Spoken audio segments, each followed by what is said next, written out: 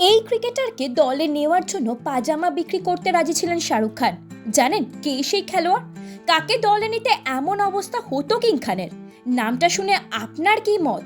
Comment করে জানান আমাদের। আর কয়েকদিন তারপরেই শুরু হবে আইপিএল। প্রথম দিনই মাঠে নামবে কলকাতা নাইট রাইডার্স। তবে তাদের এবার নতুন অধিনায়ক। কিন্তু জানেন কি, মহেন্দ্র সিং ধোনিকে নিজের দলে নিতে চেয়েছিলেন খোদ শাহরুখ খান। হ্যাঁ, যাকে দেখার জন্য অধীর আগ্রহে অপেক্ষা করে চেন্নাইয়ের সমর্থকরা, তাকে ফ্র্যাঞ্চাইজিগুলিও দলে নিতে সমান আগ্রহী।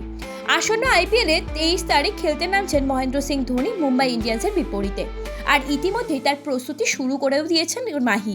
তবে 2018 সালের আইপিএল নিলামের সময় শাহরুখকে বলতে শোনা গিয়েছিল, আমি ধোনিকে পাওয়ার জন্য প্রয়োজনে পাজামা বিক্রি করে দেব। না, কিং খানের আগ্রহ থাকলেও ধোনিকে তিনি নিজের দলে পাননি। উল্লেখ্য, চেন্নাইয়ের প্রাক্তন অধিনায়কের শট দেখে রীতিমতো আজও উচ্ছ্বসিত হন ভক্তরা। 43 বছর বয়সেও অনায়াসে বোলারদের বাউন্ডারির বাইরে পাঠাতে সক্ষম থালা, যা ভক্তদের আশা বাড়ায়।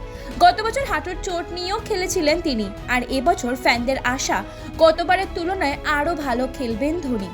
ব্যুরো রিপোর্ট, ভারত সমাচার।